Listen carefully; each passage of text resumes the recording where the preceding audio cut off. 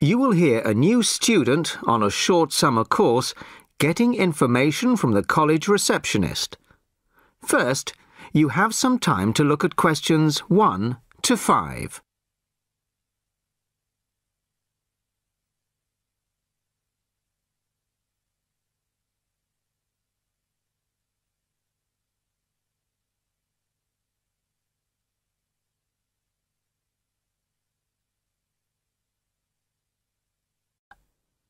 Now the test will begin. You should answer the questions as you listen, as you will not hear the recording a second time. Listen carefully to the first part of the conversation and answer questions 1 to 5. Sorry to keep you waiting. OK, here's the information you need. On the first page, there's some info about the college, the facilities, the courses on offer, etc. Then, on these blue pages here, there's an outline of the social activities. You see there, OK? Yes. Now, this part of the booklet here, the yellow pages, that's the main program starting at 9 a.m. tomorrow. 9 a.m., OK.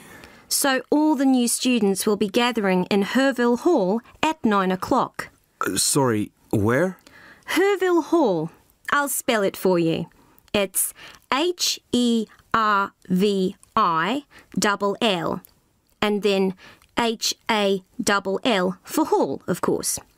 It's the big white building by the entrance. OK, I've seen it. Right. Anyway, you'll be in there for an hour. First, the Director of Studies will explain the various courses we offer and the requirements for them.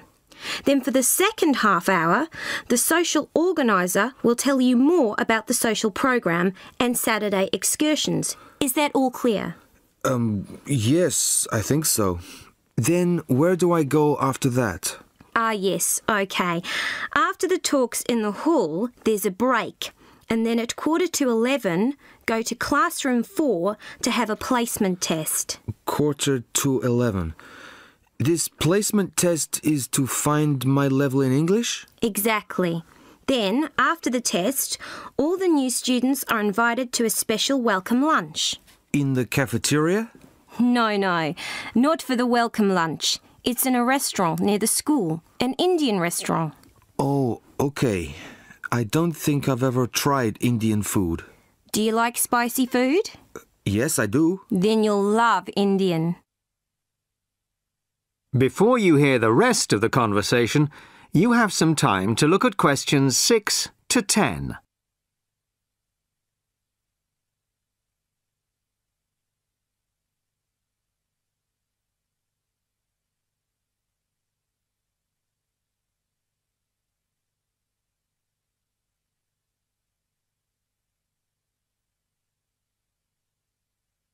Now listen and answer questions 6 to 10.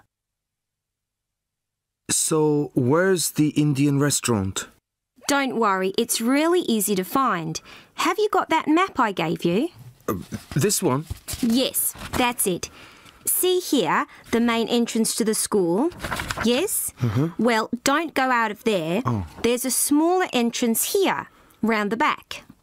Oh, yes, I see. OK, so you go out of there, past the phone box, and then turn right into this road here, the one that goes along the side of the park. You'll see a supermarket on the left, and then it's just after that on the right. It's quite a big place. You can't miss it. OK. And one more thing. Is there a post office near here? Post office? Oh, yes, of course. Just the other side of the park. Go through the middle of the park, and it's there by the park entrance. Thanks a lot. You're welcome. Oh, there's a good cafe near here too. Very popular with the students. Just there. You go out of the main entrance into Varley Road, then turn left at the bank, and it's at the end of the street. They do amazing coffee. That's great. Thanks very much. No problem. Enjoy your course. Thanks again. Bye.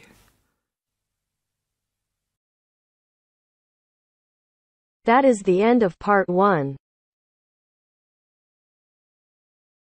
You now have half a minute to check your answers.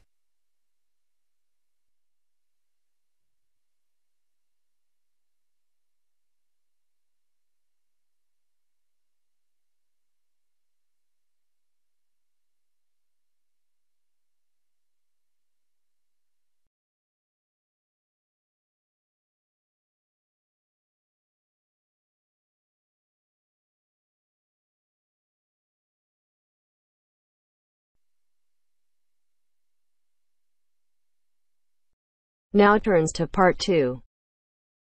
Part 2.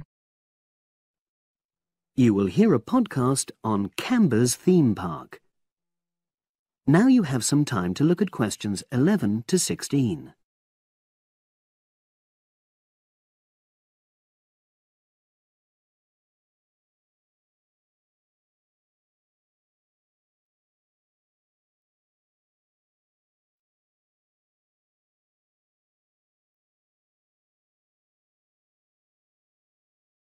Now listen and answer questions 11 to 16. Welcome to Canberra's Park podcast. In the next few minutes, I'll tell you a little about the park and the amazing things we have to offer. We like to think that Canberra's offers more than other theme parks. Like them, we have a variety of exciting rides for people of all ages, but Canberra's also places strong emphasis on the educational experience for its visitors. Not boring facts, but lots of interactive exhibits. Although it's mainly an outdoor experience, we do have some indoor activities if the weather gets too dreadful. The park's got a lovely, well-established feel, set in 80 acres of beautiful countryside, about 3 miles south of the tourist resort of Dulchester.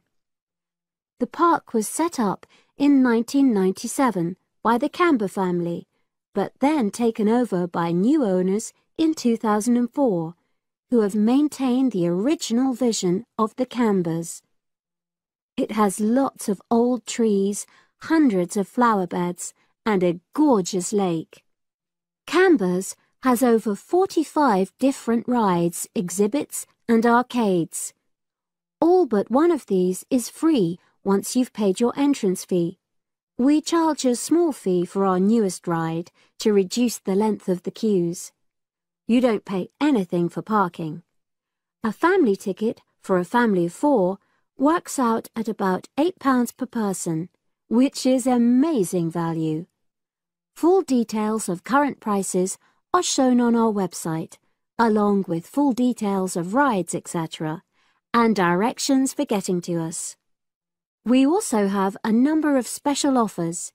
For example, if you live locally, why not join our Adventurers Club, which entitles you to 50% off ticket prices all year round, and a special lane for all rides and exhibits, which means you don't have to wait to get into any part of the park.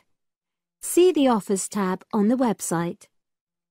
We've recently added a number of new exhibits to the park, and we're particularly proud of our Future Farm Zone, which houses over 20 different species of animals, from chipmunks to dairy cows. The emphasis is on getting near to the animals. All of them can be petted, and you can buy food for feeding the animals. Many of our younger visitors say that this is the high point of their visit. And speaking of food, don't let the animals have all the fun.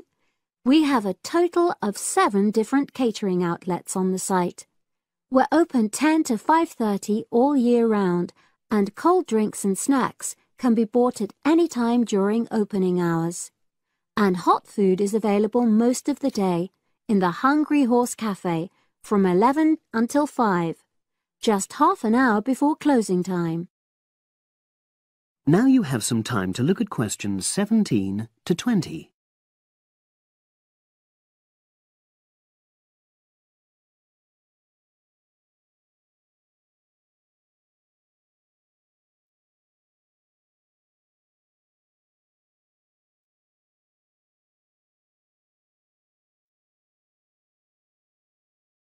Now listen and answer questions 17 to 20.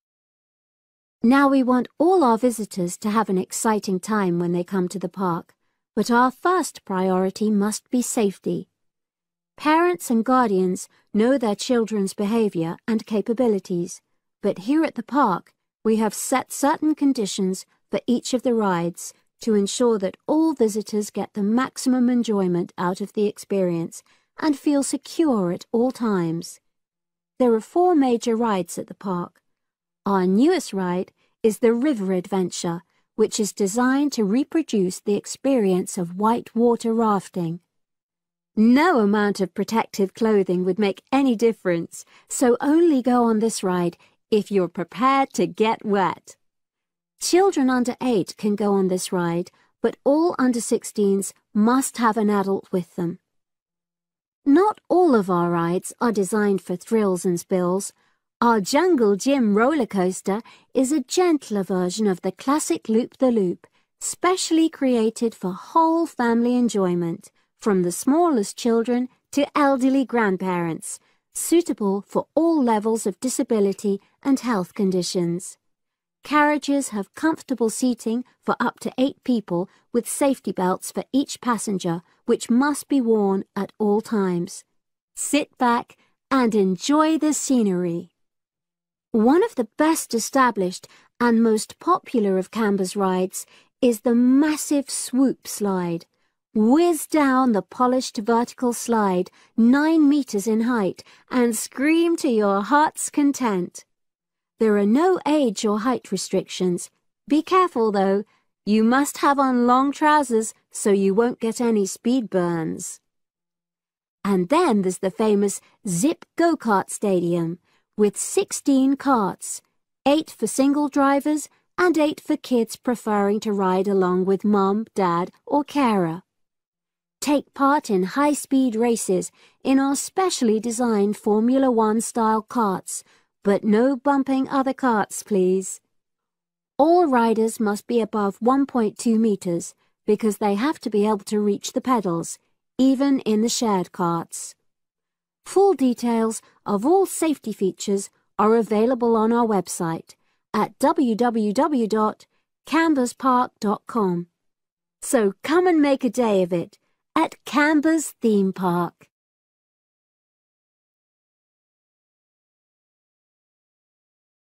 That is the end of part 2. You now have half a minute to check your answers.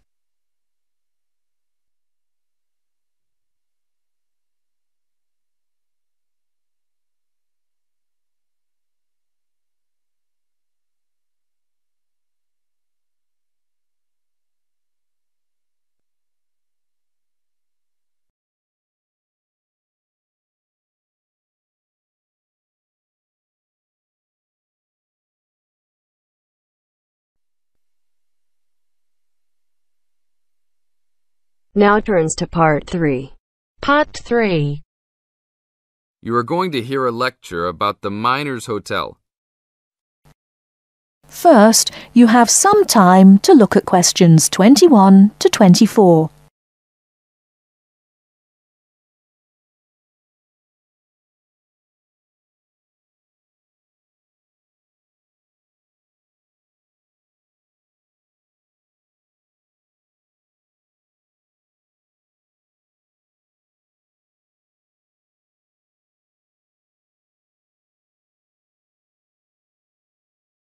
Now, listen carefully and answer questions 21 to 24. Good evening and welcome to the Miner Hotel. We are pleased to have you as our guest. I will give you a brief information session to tell you everything you need to know to make this a pleasant stay. The Miner Hotel was built in the 1850s, during the Gold Rush period, also nicknaming our state the Golden State. People from all over the country and even from other countries came to seek their fortune here in these hills, creating cities overnight. In this city, many Gold Rush hotels soon opened up.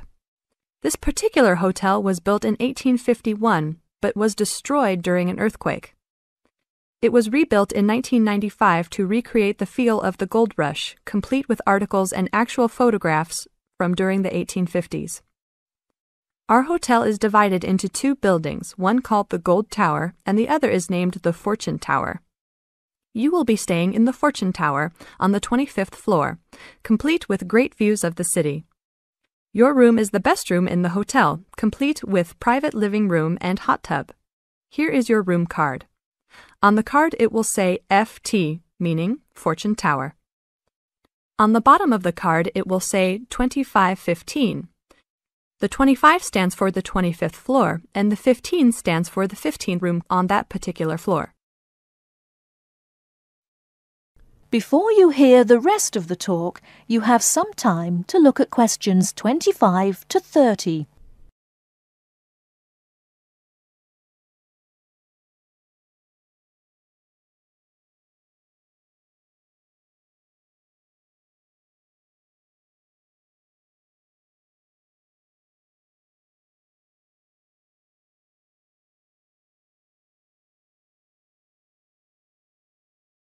Now listen and answer questions 25 to 30. There are emergency exits in both towers of the hotel. They are located on the south side, opposite the elevators. Please use these in case of a fire or other emergency. We have some special events happening this week. Our Miners Diner is offering a special Miners Buffet dinner this Friday and Saturday for only $20 per person. This special includes all food, not including drinks and alcohol, and shows for the night. The buffet will be available from 5 to midnight. Because of the historical significance of our hotel, there are some special rules. The first rule is that there is no smoking allowed anywhere in the building, not even in your own room.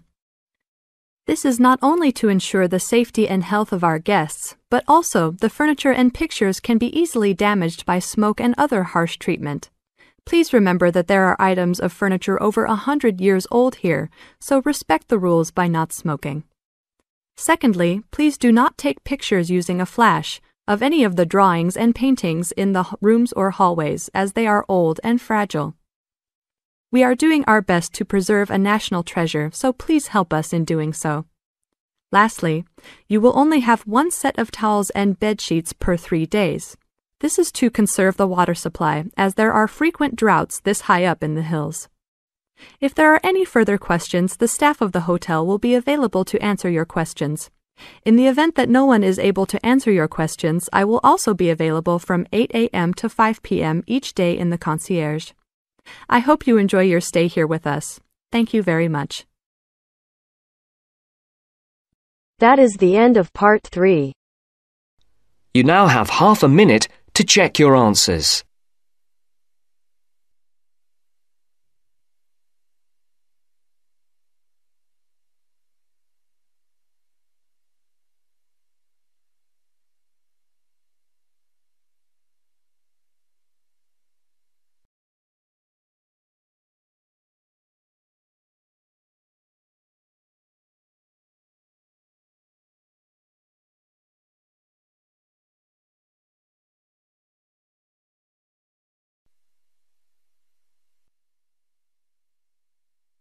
Now turns to part 4. Part 4. You will hear part of a lecture about a place called Quary. Listen carefully and answer questions 31 to 36.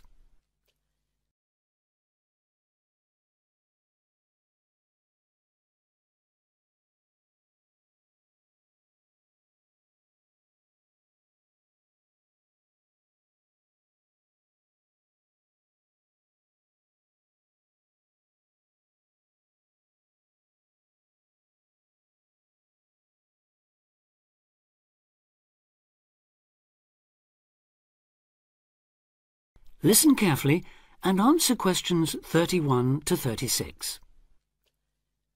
Good afternoon.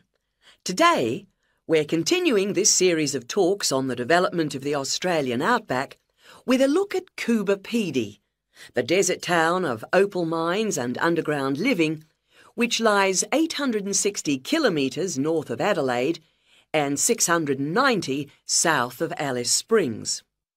The inaccessibility, harsh climate and almost total lack of water made it a highly unlikely place for human habitation.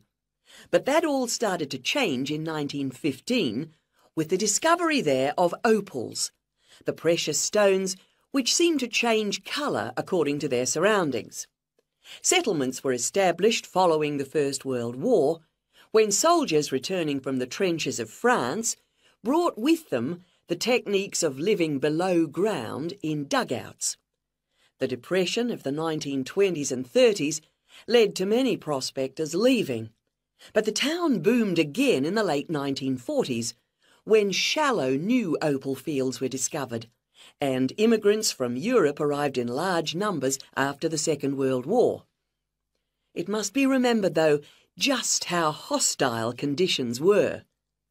Daytime summer temperatures reached well over 50 degrees centigrade, winter nights were bitterly cold, and dense dust storms regularly blanketed the town. To cope with this, more and more people began living in disused mines and purpose-built subterranean houses, where the temperature remains at a comfortable 25 degrees all year round, so that eventually around 70% of the town's inhabitants had made their homes beneath the surface. This led to the construction of hotels and even churches below ground, as well as an entire underground shopping centre, the only one in the world.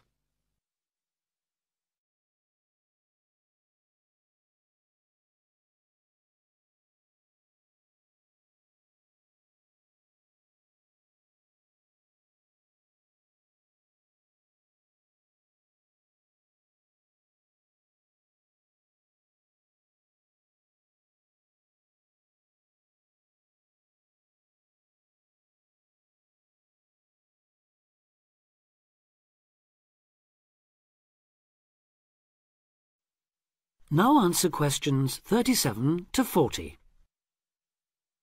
Perhaps not surprisingly, this has now led to the emergence of a secondary industry, tourism. Increasing numbers of visitors come to see the tunnels and the caves with their ventilation shafts, the weird machines lying about in the town, and, just beyond it in the scorched red desert, the conical hills thrown up by the world's biggest opal mines. It's a logical stopping place for travellers too. The nearest town to Coober Pedy is Woomera, in the prohibited area once used for launching space rockets. But even that is an enormous distance away. Within the town itself, there are plenty of hotel rooms and a number of ethnic restaurants. Remember that Coober Pedy is one of the most multicultural places in Australia, with an estimated 45 nationalities represented, and its very own Opal Museum. A short distance from town, there's a section of the enormous barrier that runs thousands of kilometres across the country, the dingo fence, which is meant to keep these predatory wild dogs out of the sheep farming areas. Another attraction just outside town are the sets of various films made there, including Mad Max 3, as well as The Red Planet and Until the End of the World. Names that reflect the harshness of the terrain and temperatures there. The name Coober Pedy, incidentally, comes from an Aboriginal expression meaning white man's hole in the ground. Next, I'd like to go on to talk about Broken Hill, another mining town, but one that...